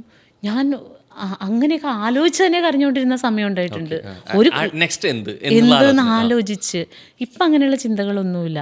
അപ്പം വിചാരിക്കും ഇഷ്ടംപോലെ പൈസ ആയാലോ ഒന്നുമല്ല. ഇഷ്ടംപോലെ ഇപ്പോഴും അക്കൗണ്ട് നോക്കി അതിനും പൈസ ഒന്നും ഉണ്ടാവില്ല. ഇപ്പൊ പൈസ ഉള്ളത് ഇൻവെസ്റ്റ്മെന്റ് ഇല്ലടാ, കടം തീർത്തോണ്ടിരിക്കുകയാണ്. ഇതിലൊന്നും ഞാൻ ഒരു കള്ളത്തില്ല. എനിക്ക് ഒരു ഇൻവെസ്റ്റ്മെന്റും ഇല്ല. വീട് വെച്ചു, അതിന്റെ കടങ്ങൾ തീർക്കണം. മോനെ ഒരാളെ പഠിപ്പിക്കുന്നുണ്ട്, അവന് നല്ല ചിലവുണ്ട്. ബാംഗ്ലൂരാണ് പഠിക്കുന്നത്. അപ്പം അവന് പൈസയുടെ ചിലവുണ്ട്. പിന്നെ എൻ്റെ കാര്യങ്ങളുണ്ട്. അല്ലാതെ ചിട്ടി വട്ടി അങ്ങനെയൊക്കെയുള്ള സാധനങ്ങളുണ്ട്. ഇല്ല ഇല്ല ഇല്ല എന്നുവെച്ചാൽ ബർണാച്ചൻ കുഞ്ഞിനെ വിളിക്കും, ഓ സംസാരിക്കും, കാണാൻ പോവാറൊക്കെ ഉണ്ട്. അതൊന്നും അല്ല ഇല്ലാന്ന് വെക്കാൻ ഞാൻ ആരുമല്ല. അങ്ങനെയൊന്നുമില്ല. ഞങ്ങൾ തമ്മിൽ ഇൻ ടച്ച് ഇല്ലാന്ന്. ഒരു സംസാരത്തിലൊരു ഇല്ല, ലീഗലി ആയിട്ടില്ല. റിയാലിറ്റിയിൽ കുറേ അധികം വിഷമങ്ങൾ ഉണ്ടായിട്ടുണ്ട്. പക്ഷെ ഭയങ്കരമായിട്ട് ഒരു കരച്ചിൽ എന്നുള്ള രൂപത്തിൽ കണ്ടിട്ടില്ല. പക്ഷെ നമുക്ക് ഈ അടുത്ത് ഇപ്പൊ ലാസ്റ്റ് ബിഗ് ബോസിലാണെന്നുണ്ടെങ്കിൽ അങ്ങനെ കണക്ട് ചെയ്ത് നിൽക്കാൻ പറ്റുന്ന പറയുന്ന ഒരാളായിരുന്നു അനുമോള്. പ്രത്യേകിച്ച് അനുമോള് സിറ്റ്കോമിൽ ഒരുമിച്ചുള്ള അമ്മയും മകളും കൂടിയാണ് നിങ്ങൾ. അപ്പോൾ എങ്ങനെ തോന്നി? എന്താ പറയാ, ബിഗ് ബോസിൽ കണ്ട സമയത്ത് അനുമോളുടെ റിയൽ വേർഷൻ ആയിട്ട് തന്നെയാണോ ഫീൽ ചെയ്തത്? വിഷമം ഉണ്ടാവുമ്പോ പെട്ടെന്ന് ഇമോഷണൽ ആവുന്ന അതെ അതെ, വിഷമം ഉണ്ടാവുമ്പോ ഇതേപോലെ ഇങ്ങനെ ഭയങ്കരമായിട്ട് ബേസ്റ്റ് ഔട്ട് ആവുന്ന ഒരാളാണ് അവള്. അനുമോൾ ആ കരച്ചിലിന്റെ പേരിൽ തെറ്റായിട്ട് വ്യാഖ്യാനിക്കപ്പെട്ടിട്ടെന്ന് തോന്നുന്നുണ്ടോ? ഞാൻ സത്യത്തിൽ ആ എപ്പിസോഡ് കണ്ടിട്ടില്ലേ, ഏത് ഭയങ്കരമായിട്ട് കരഞ്ഞോ? അത് ഇടയ്ക്കിടയ്ക്ക് കരയുന്നതല്ലേ? അങ്ങനെ തന്നെ ആയിരുന്നു. അതിങ്ങനെ ചേച്ചി ഇങ്ങനെയൊക്കെ പറഞ്ഞുകൊണ്ട് നടക്കണ കാണാം. എപ്പോഴും കാണുന്നതല്ലേ. എന്ത് തോന്നുന്നു ശരിക്കും? അമ്മയും മകളും കൂടിയാണ്, പ്രത്യേകിച്ച് അങ്ങനെ തന്നെയാണ് കുറച്ചുകൂടെ. എന്ത് തോന്നി? അമ്മ മകൾ എന്നുള്ള ബന്ധമൊന്നും അങ്ങനത്തെ ഒരു റിലേഷൻ അല്ല. അതുകൊണ്ടല്ല, അങ്ങനെ ഒരു അറ്റാച്ച്മെന്റ്, ഒരു മകൾ എന്നുള്ള അറ്റാച്ച്മെന്റ് എനിക്ക് തോന്നിച്ചിട്ടില്ല. അതെനിക്ക് ഇപ്പൊ അളിയൻസിലുള്ള മുത്തിനോട് മാത്രമാണ് അങ്ങനെ ഒരു അറ്റാച്ച്മെന്റ് തോന്നിച്ചിട്ടുള്ളൂ. ഇത് ഒരു സുഹൃത്ത്, ഒരുമിച്ച് വർക്ക് ചെയ്യുന്ന ഒരു സുഹൃത്ത് എന്നുള്ളതിനപ്പുറത്തേക്ക് അങ്ങനെ ഭയങ്കര. പിന്നെ തോന്നിയിട്ടുണ്ടോ? ഐ മീൻ പോയിട്ടുള്ള അതേ ഷോയ്ക്ക് തന്നെയാണ് പോകുന്നത്, അപ്പൊ എന്നെ വിളിച്ചായിരുന്നു, പോകുന്നതിന് മുമ്പ് വിളിച്ചായിരുന്നു. അപ്പം നമ്മൾ ധൈര്യമായിട്ട് പോയി ചെന്നിട്ട് വാ, ബുദ്ധിയോടുകൂടി കളിക്കുക. എനിക്ക് കളി അറിയില്ലായിരുന്നു. എനിക്ക് പറ്റിയ അബദ്ധം നിനക്ക് പറ്റരുതെന്ന് പറഞ്ഞു. ഉപദേശിച്ചു. ഒരു ലേഡി ബിഗ് ബോസ് വിന്നർ വന്നപ്പോൾ ലേഡി എന്ത് ഫീൽ ചെയ്തു? സന്തോഷമാണ്. ഈ ഇത്ര ചെറിയ പ്രായത്തിൽ അത്രയും അച്ചീവ് ചെയ്യാൻ പറ്റിയില്ലേ, അത് വലിയ കാര്യമാണ്. ഈ ഷോയ്ക്ക് കഴിഞ്ഞ ശേഷം ഇപ്പം ചിലർ ആ ഷോ കഴിഞ്ഞ് അത് പുറത്തിറങ്ങുമ്പോൾ അവിടെ തീരും, ചിലരത് തുറന്ന് കൊണ്ടുപോകുന്നവരുണ്ടായിരിക്കും. ഇപ്പം നിങ്ങളെ സംബന്ധിച്ചിടത്തോളം സീസൺ 2 അത്രത്തോളം അല്ലെ പിന്നീട് അവിടെ നിങ്ങളുടെ സൗഹൃദത്തിൽ കണ്ടിട്ടുണ്ട്, അതോ പോരുള്ളവരുണ്ടായിരുന്നോ അറിയില്ല, അന്തർധാര ഉണ്ടായിരുന്നു അറിയില്ല. അതായത് ഷോ കഴിഞ്ഞിട്ടും അതിനകത്തുണ്ടായിരുന്ന വിഷയങ്ങൾ പിന്നീടും തുറന്നു കൊണ്ടുപോവുക, അതിന്റെ ആവശ്യകത ഉണ്ടോ ശരിക്കും? ഈ സീസണിൽ അങ്ങനെ ഉണ്ടായെന്ന് തോന്നുന്നുണ്ടോ? പ്രത്യേകിച്ച് അനുമോൾ, അനീഷ് അങ്ങനെ ഇങ്ങനെ ഇതിനകത്ത് കാണുമ്പോൾ ഇങ്ങനെയൊക്കെ പറഞ്ഞേക്കാം, മറ്റേ അനുവിനോട് ആർക്കും കോണ്ടാക്ട് ഇല്ല അങ്ങനെ ഇങ്ങനെ എന്നൊക്കെ പറഞ്ഞു കേട്ടു. എനിക്ക് അതൊന്നും അറിയില്ല. അപ്പം നമ്മുടെ അവിടെ ഞാൻ ഈ പറഞ്ഞ പോലെ ഞാൻ എപ്പോഴും ഇങ്ങനെ ഫോണിൽ സൗഹൃദം സൂക്ഷിക്കുന്ന ആളല്ല. ഒന്നാമത്തെ കാര്യം, കാണുമ്പോൾ സ്നേഹമാണ്, സംസാരിക്കുന്നുള്ളതിനപ്പുറത്തേക്ക് എനിക്ക് ഡെയിലി കോണ്ടാക്റ്റ് ഉള്ള വളരെ കുറച്ച് പേരേ ഉള്ളൂ. അതിനപ്പുറത്തേക്ക് എനിക്ക് അങ്ങനെ നിലനിർത്താൻ അറിയില്ല. അപ്പം അതുകൊണ്ട് ഈ പറയുന്ന ഞങ്ങളുടെ സീസണിലുള്ള എല്ലാവരുമായിട്ടും സ്നേഹമാണ് എന്ന ഇപ്പോഴും വിളിയും പറിച്ചിട്ടൊന്നുമില്ല. പല കാലത്തും വീണയെ വിളിക്കും, പുക്രപ്പം വിളിക്കും, അത്രയൊക്കെ തന്നെയുള്ളൂ. എങ്ങനെ പൊതുവെ നിന്ന് സൗഹൃദങ്ങൾ കുറയ്ക്കാന്നുള്ള ബോധപൂർവമായ ശ്രമമാണോ? അല്ല, സൗഹൃദങ്ങൾ കുറവൊന്നുമല്ല, ഇഷ്ടംപോലെ സൗഹൃദമുണ്ട്. ഞാൻ പറഞ്ഞത് അത് എൻ്റെ ക്വാളിറ്റി കൊണ്ടല്ല, ഞാൻ കൂട്ടുകൂടിയ ആൾക്കാരുടെ ക്വാളിറ്റി കൊണ്ട് എൻ്റെ സൗഹൃദങ്ങളെല്ലാം നന്നായി നിലനിൽക്കുന്നു. ഞാൻ ഇച്ചിരിയൊക്കെ വിളിക്കാൻ വിട്ടുപോയാലും വിളിച്ച് 2 തെറി വിളിച്ചിട്ട് പിന്നെ എന്നെ കൂട്ടുകൂടിക്കും. ഉണ്ട്. ഏറ്റവും കൂടുതൽ പണി കിട്ടിയുള്ളത് ആരാ? ശത്രുക്കളിൽ നിന്ന്, മിത്രങ്ങളിൽ നിന്നാ? ഇല്ല, അങ്ങനെ എനിക്കങ്ങനെ പണി കിട്ടിയിട്ടില്ല എന്ന് തോന്നുന്നു. ഇല്ല, എവിടുന്നും അങ്ങനെ എന്തെങ്കിലും ഓർമ്മിപ്പിച്ചേ? അല്ല, നമ്മൾ എപ്പോഴും പറയും നമുക്ക് കിട്ടുന്ന പണിയുടെ ആക്കം കൂടുന്നത് ചിലപ്പം മിത്രങ്ങളിൽ നിന്ന് കിട്ടുമ്പോഴായിരിക്കും, നമുക്ക് ഒപ്പം നിന്ന് ഒരാളിൽ നിന്ന് കിട്ടുമ്പോഴായിരിക്കും. എനിക്ക് അങ്ങനെ ഒരു അനുഭവം ഉണ്ടായിട്ടില്ല. കുറെ ജീവിതാനുഭവങ്ങൾ ഉള്ള ആളായതുകൊണ്ട് ചോദിച്ചാൽ അത്തരത്തില് ഇല്ല അങ്ങനെയൊന്നും ഓർമ്മിപ്പിച്ചെന്നൊക്കെ ചോദിക്കുമ്പോ കുറെ അനുഭവങ്ങൾ അല്ലേ? അതെ, അത് ചിലപ്പോ പറഞ്ഞത് കല്യാണം കഴിഞ്ഞ സമയത്ത് അതിപ്പം എന്നെ ബാധിക്കുന്നൊരു വിഷയമല്ല ആക്ച്വലി. അത് ഇപ്പോൾ അതിനി പറയണ്ട. നമ്മൾ കഷ്ടപ്പെട്ട് ജീവിക്കേണ്ടതില്ല, ഇഷ്ടപ്പെട്ട് തന്നെ ജീവിച്ചാൽ മതി എന്നുള്ളത്. പക്ഷെ പലപ്പോഴും അതവരെ എന്ത് സൊസൈറ്റി എന്ത് വിചാരിക്കും, അല്ലെങ്കിൽ ഫാമിലി എന്ത് വിചാരിക്കും എന്ന് വിചാരിച്ച് കഷ്ടപ്പെട്ട് ജീവിക്കുന്നവരാണ്. ഞാൻ പറയുന്നൊരു വിവാഹജീവിതത്തിന് മാത്രമല്ല, അതല്ലാതെയുള്ള ആണെങ്കിൽ പോലും ശരിക്കും എന്താ തോന്നുന്നത് ചേച്ചിയോട്? കഷ്ടപ്പെട്ട് ജീവിക്കേണ്ടതുണ്ടോ എന്തിലാണെങ്കിൽ പോലും? എനിക്ക് ഫീൽ ചെയ്തിട്ടുള്ളതേ, ഇപ്പോൾ കൈ തരൂ, ഒരു സംശയമില്ലാതെ കൈ തന്നില്ലേ, ഇതിനകത്ത് ഒരു കള്ളത്തരവും ഇല്ല. നമ്മൾ ഇപ്പോൾ നമ്മളൊരു സ്ഥലത്ത് ചെന്നിരിക്കുമ്പോഴത്തേക്കും എല്ലാവരും ഹഗ് ചെയ്യുന്നു, അപ്പോൾ ചെയ്യണോ, ഈ ഒരു ചമ്മല് അല്ലെങ്കിൽ ഇത് ചെയ്യണോ വേണ്ടയോ എന്ന് നമ്മൾ ചിന്തിക്കുന്ന സാധനത്തിൽ എന്തോ മിസ്റ്റേക്ക് ഉണ്ട്. അതുകൊണ്ട് നമ്മുടെ മൈൻഡ് നമ്മളെ റിമൈൻഡ് ചെയ്യുന്നതാണ്. അതിപ്പോ നമ്മുടെ ഉള്ളിൽ നിന്ന് ചിന്ത മാത്രമായിരിക്കില്ല, ചിലപ്പോൾ കണ്ടു നിൽക്കുന്നവർ ഇത് എങ്ങനെ എടുക്കുന്നു എന്നുള്ളത് ഒരു പ്രശ്നം. അപ്പൊ എന്താണെങ്കിലും അങ്ങനെ ഒരു സംശയമുള്ള സാധനം ചെയ്യാതിരിക്കുക, അതാണ് ഏറ്റവും ബെറ്റർ. അങ്ങനെയാണോ ചിന്തിക്കേണ്ടത്? അതല്ലെങ്കിൽ അവരെന്ത് വേണമെങ്കിലും വിചാരിച്ചിട്ടോ? അല്ല, അവന്റെ കാര്യമല്ല ഞാൻ പറഞ്ഞത്, അവന്റെ കാര്യം നമ്മുടെ ഉള്ളില് ഇപ്പം വളരെ ഇപ്പം ഞാനും എൻ്റെ ബ്രദറിനെ ആർക്കും അറിഞ്ഞൂടാ. ഞങ്ങള് എവിടെയെങ്കിലും കണ്ടാൽ ഓടിച്ചെന്ന് കെട്ടിപ്പിടിക്കില്ലേ?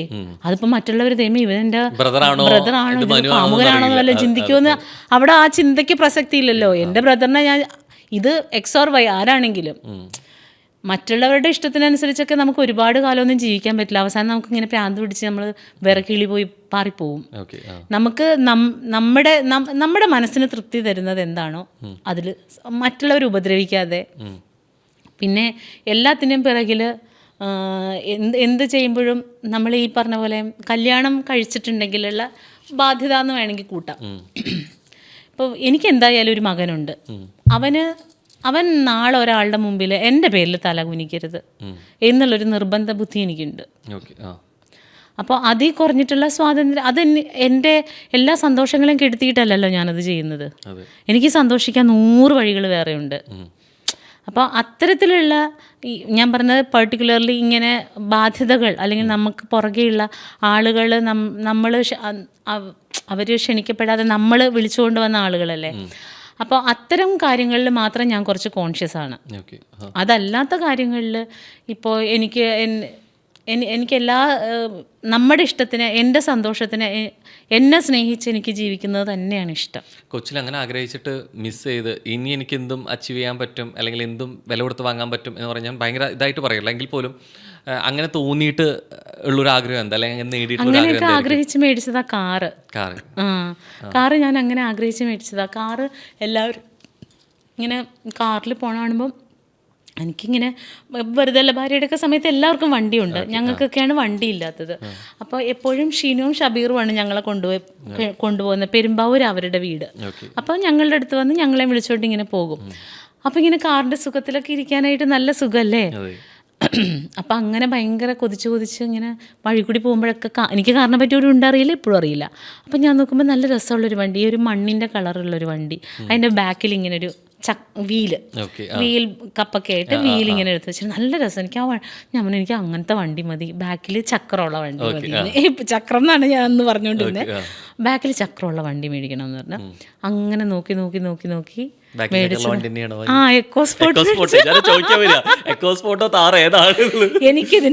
എനിക്കിതിന്റെ മറ്റേ മൈലേജ് അറിയില്ല, ഇത് ഡീസലാണോ അത് അങ്ങനെ ഒന്നും അറിയാൻ പാടില്ല.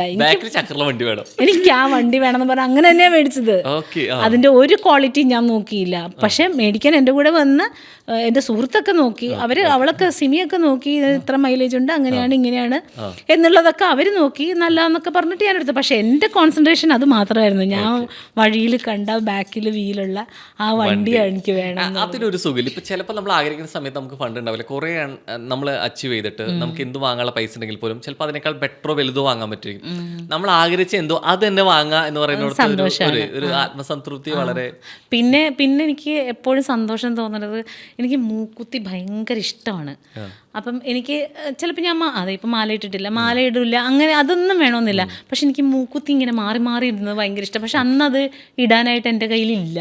അന്നൊരു കുഞ്ഞു പൊടി മൂക്കുത്തിയുള്ളൂ. അതുകൊണ്ട് ഇപ്പം മൂക്കുത്തി എവിടെ കണ്ടാലും ഞാൻ മേടിക്കും. അതുകൊണ്ട് ഇങ്ങനെ മാറി ഇടും. ഇന്നും മാറ്റിയിട്ടുണ്ട് ഞാൻ. അതൊരു സന്തോഷമാണ്. നേരത്തെ പറഞ്ഞ പോലെ നമ്മൾ മറ്റേ മോട്ടിവേഷൻ സ്പീക്കേഴ്സ് പറഞ്ഞ പോലെ കണ്ണാടി നോക്കിയിട്ട് യു ആർ ദ ബെസ്റ്റ് എന്ന് പറഞ്ഞേക്കാളും സുഖം നമ്മൾ ആഗ്രഹിച്ച കണ്ണാടി മേടിച്ച്. പണ്ട് നമ്മളിങ്ങനെ പറയൂലേ വലുതായിട്ട് വേണം, ഞാൻ അങ്ങനെയൊക്കെ പറഞ്ഞിട്ടുണ്ട്. 1 കിലോ പഴം മേടിച്ചിട്ട് പഴംപൊരി ഉണ്ടാക്കി കുറെ മസാലദോശ. എനിക്ക് മസാലദോശ, എനിക്ക് ചാള മീൻ വറുത്തതും ഇതും പഴംപൊരി എനിക്ക് ഭയങ്കര തീർന്നും തോന്നാതെ. എന്നിട്ട് നമ്മളിങ്ങനെ ചാള വറുത്തതൊക്കെ ആണെങ്കിൽ ചോറ് ആദ്യം നിന്നിട്ട് ഇതിങ്ങനെ കഴിക്കാതെ മാറ്റി വിചാരിച്ചിട്ട്. അപ്പൊ പണ്ടത്തെ ആഗ്രഹമായിരുന്നു. എന്നിട്ട് പഴംപൊരി ഉണ്ടാക്കിയോ? ഇല്ല. ഇല്ല, പഴംപൊരി ഉണ്ടാക്കില്ല. അതിനേക്കാളും വലുതായിരുന്നു ഈ ചാള വറുക്കുമ്പോഴൊരു മണം ഉണ്ടല്ലോ. ദൈവമേ, ആ ചട്ടിയിലൊക്കെ ഇട്ട് ചോറുണ്ണാനായിട്ട്. അപ്പം ഞാൻ മനസ്സിലാഗ്രഹിച്ചിട്ടുണ്ട് വലുതാകുമ്പോൾ ജോലി ഇട്ടിട്ട് കുറേ ചാള മേടിച്ചിട്ട് വറുത്ത് തിന്നണമെന്ന്. പക്ഷേ അതൊന്നും നടന്നില്ല. എന്നാലും ഞാൻ പറയാം, ഇങ്ങനെയുള്ള ഇത്തരത്തിലുള്ള കുഞ്ഞു സന്തോഷങ്ങളും ആഗ്രഹങ്ങളൊക്കെയാണ് നമ്മളിങ്ങനെ മുന്നോട്ട് നയിക്കുന്നത്. നമ്മളെ മോൾഡ് ചെയ്യുന്നതൊക്കെ അതായിരിക്കും. അതിനുണ്ട് നേരത്തെ പറഞ്ഞേക്കാൾ സുഖം അല്ലെ, നമ്മൾ നേടിക്കഴിഞ്ഞ് നമ്മൾ നിൽക്കുക എന്ന് പറയുമ്പോൾ അതിനേക്കാളേറെ. പിന്നെ ഓഫ് കോഴ്സ് വീട് ഞാൻ എത്ര വീട് വാടകയ്ക്ക് മാറിയെന്നറിയോ. വാടകയ്ക്കോ മാറി ഇത് മാറുന്നതിലല്ല കുഴപ്പം, ഈ സാധനങ്ങളെല്ലാം കെട്ടിപ്പറക്കണം. എന്നിട്ട് ഇതെല്ലാം ഷിഫ്റ്റ് ചെയ്ത് വേറൊരു സ്ഥലത്ത് കൊണ്ടുവന്ന് അതിന് പുതിയ സ്ഥലങ്ങൾ കണ്ടുപിടിക്കണം. ആ വീടിനെ നമ്മൾ സ്നേഹിച്ച് തുടങ്ങണം. അപ്പോഴേക്കും മാറേണ്ട സമയമാകും. പുതിയ ആളുകൾ, പുതിയ സ്ഥലം, അവരുടെ ചോദ്യങ്ങൾ, ഇതൊക്കെ കുറേ അനുഭവിച്ചിട്ടുണ്ട്.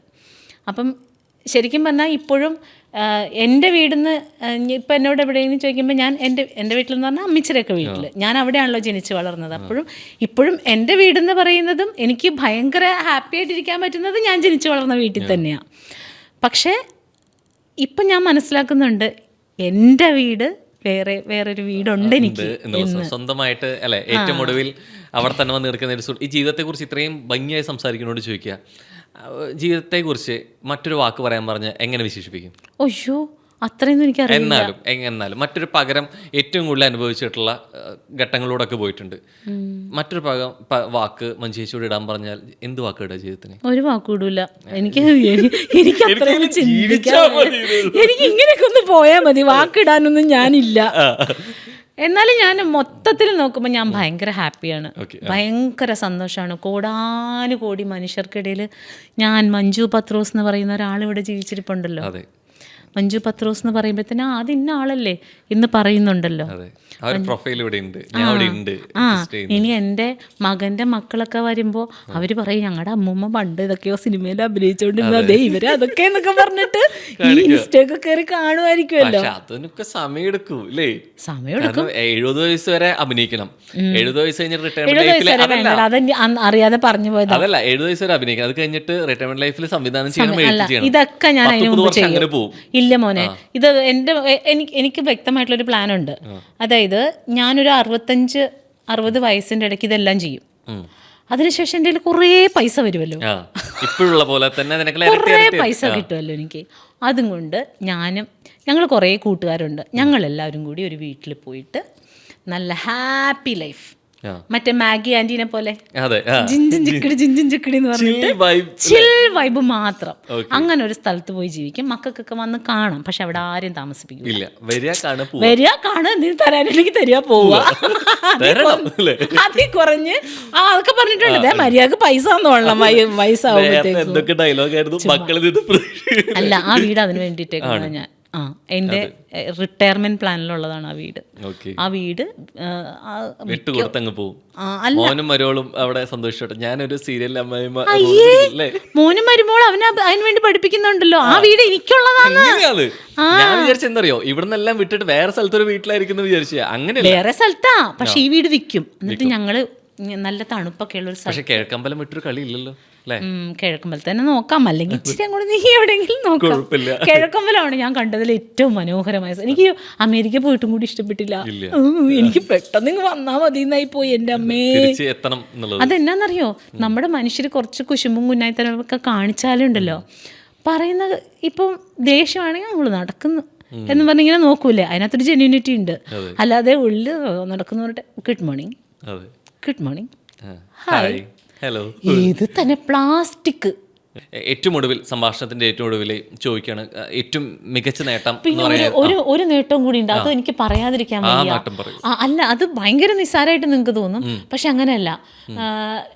ശരിക്കും പറഞ്ഞാൽ ഈ വെറുതെ അല്ല ഭാര്യയുടെയൊക്കെ ടൈമിൽ എനിക്ക് ഡ്രസ്സ് ഉണ്ടായിരുന്നില്ല. എനിക്ക് ഡ്രസ്സില്ല, എനിക്ക് സാരി ഇല്ല. സിമിയുടെ മമ്മിയുടെയൊക്കെ സാരി, അങ്ങനെ ആരെങ്കിലുമൊക്കെ തരുന്ന സാരി കൊടുത്തിട്ട് എനിക്ക് 2-3 സാരിയേ ഉണ്ടായിരുന്നുള്ളൂ. അതിൻ്റെ ഒരു വാശിയാണോന്നറിയില്ല. ഇന്ന് എനിക്കൊരു 300-400 സാരി ഉണ്ട്, നിറയെ ഡ്രസ്സ് ഉണ്ട്. എൻ്റെ ഡ്രസ്സ് വയ്ക്കാൻ സ്ഥലമില്ല എനിക്ക്. ഇന്നതേ ഹോളിക്ക് വേണ്ടി അല്ല, ഞാൻ പറയാം, അത് എന്നെ സംബന്ധിച്ചൊരു നേട്ടമാണ് കേട്ടോ. എനിക്ക് ഇങ്ങനെ കൊതി മാറ്റിയിടാനായിട്ട് ഒരുപാട് ഡ്രസ്സുണ്ട്, അതൊരു ഭയങ്കര സന്തോഷമാണ്. നമ്മളെപ്പോഴും പറയില്ല, വസ്ത്രം ഭക്ഷണം പാർപ്പിടം എന്ന് പറഞ്ഞ പോലെ അല്ലേ, നമുക്ക് എപ്പോഴും അത് നമ്മുടെ ബേസിക്. അതില്ലാതിരുന്ന ഒരാൾക്ക് അത് എനിക്കിപ്പോൾ ഒരു ഇത് വേണമെങ്കിൽ ഞാനത് മേടിക്കാനുള്ള ഒരു പ്രാപ്തി എനിക്കായല്ലോ. ഏറ്റവും മികച്ച നേട്ടം എന്ന് പറഞ്ഞുകൊണ്ട് നമ്മൾ അവസാനിപ്പിക്കുക. ഏറ്റവും സന്തോഷം തരുന്ന ജെന്യൂനായിട്ട്, ഇത് ഒട്ടും ഇതല്ലാതെ പറയണ കേട്ടോ ആൾക്കാർ പിന്നെ എന്ന് പറയുമായിരിക്കും. ഏറ്റവും മികച്ച നേട്ടം, എൻ്റെ ജീവിതത്തിലെ ഏറ്റവും മനോഹരമായ സംഗതി എൻ്റെ ബെർണാച്ചനാണ്. ഏറ്റവും മനോഹരമായിട്ടുള്ള സംഗതി, എന്നെ അവൻ്റെ കുഞ്ഞിലെ മുതലേ ഇപ്പം അവൻ 20 വയസ്സാവാൻ പോകണം, ഇതുവരെ എന്തുവാണ് ബെർണാച്ച എന്ന് അവൻ ചോദിപ്പിച്ചിട്ടേ ഇല്ല. അത്രയും നല്ല പൊന്നാണ് എൻ്റെ മോൻ.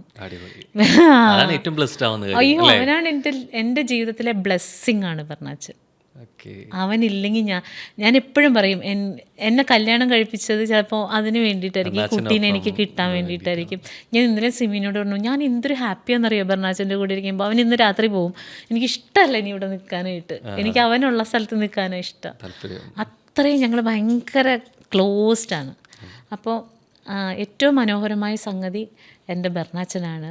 പിന്നെ എൻ്റെ പപ്പയും അമ്മച്ചി, എൻ്റെ ആങ്ങള മനു, ഞാൻ പറഞ്ഞല്ലോ മനു, അവൻ്റെ ഫാമിലി, പ്രീതി, അതൊക്കെ പോട്ടെ. പിന്നെ എൻ്റെ സുഹൃത്ത് സിമി. ഇങ്ങനെ കുറേ എൻ്റെ ഇത്രയും വയസ്സുകൊണ്ട് ഞാൻ നേടിയത് ഈ ഇത്രയും മനുഷ്യരൊക്കെയാണ്. ബാക്കിയൊക്കെ ചിലപ്പോൾ ഇനിയിപ്പോൾ എനിക്ക് 2 മാസം വർക്കില്ലെങ്കിൽ ഈ പറയുന്ന തുണിയൊക്കെ എടുക്കലൊക്കെ തീരും, അതൊക്കെ വേറെ വിഷയം. ഇന്നത്തേൽ ഞാൻ ജീവിക്കുമ്പോൾ ഞാൻ ഹാപ്പിയാണ്. നാളെയും ഇവരെൻ്റെ കൂടെ ഉണ്ടാവും. എന്തില്ലാതായാലും ഇവരെൻ്റെ കൂടെ ഉണ്ടാവും. എൻ്റെ ലൈഫിൽ ഞാൻ എന്ത് നേടിയെന്ന് ചോദിച്ചാൽ, ഞാൻ കഴിഞ്ഞ ദിവസം ഇൻസ്റ്റയിൽ ഒരു പോസ്റ്റ് ഇട്ടായിരുന്നു. എനിക്ക് സങ്കടം വന്ന നേരം, ഞാൻ എന്തൊരു ബ്ലെസ്ഡാണ്, ഇത്രയും മനോഹരമായ മനുഷ്യരെ എനിക്ക് ദൈവം തന്നില്ലേ. മനുഷ്യർ ഭംഗിയാവുമ്പോൾ തന്നെ അല്ല ജീവിതവും ഭംഗിയാവും, മനോഹരമാവുന്ന കാര്യത്തിൽ സംശയമില്ല. അപ്പോൾ ഇതുപോലെ ഏറ്റവും ഭംഗിയുള്ള ജീവിതം കുറേയധികം അനുഗ്രഹങ്ങൾ കൊണ്ട്, ഞാൻ പറയുന്നത് വസ്തു എന്നുള്ളത് മാത്രമല്ല, വ്യക്തികൾ കൊണ്ടും സമയങ്ങൾ കൊണ്ടും അവസരങ്ങൾ കൊണ്ടും ഒക്കെ ഭംഗിയുള്ള ജീവിതം ഇനിയും ഏറെ ഭംഗിയാവട്ടെ, മനോഹരമാവട്ടെ. And all the best. Thank you. അതുപോലെ തന്നെ എല്ലാവരുടെയും കേട്ടോ, നിങ്ങളെല്ലാവരും നന്നായിട്ടിരിക്കണം. ഇതിപ്പോൾ നല്ല ചിരിച്ച് ഭയങ്കര ഹാപ്പി ആയിട്ടിരിക്കണില്ലേ, ഇങ്ങനെ തന്നെ ഇരിക്കണം. കുഞ്ഞു കുഞ്ഞു വിഷമങ്ങളൊക്കെ വരും, അതൊക്കെ അങ്ങ് മാറിക്കോളും. അപ്പം ഇങ്ങനെ ഗിവപ്പ് ചെയ്യാതെ ഇച്ചിരി സ്ട്രഗിൾ ചെയ്ത് പിടിച്ച ആ ഒരു പുഴ അങ്ങ് കടന്ന മനോഹരമായ വിശാലമായ മൈതാനം കിട്ടും. ഹാപ്പി ആയിട്ട് ജീവിക്കാം. അപ്പോൾ നമുക്ക് പറയണം, യു ആർ ദ ബെസ്റ്റ് അല്ലേ? താങ്ക് യു ചേച്ചി, താങ്ക് യു സോ മച്ച്. ശരി എന്നാ.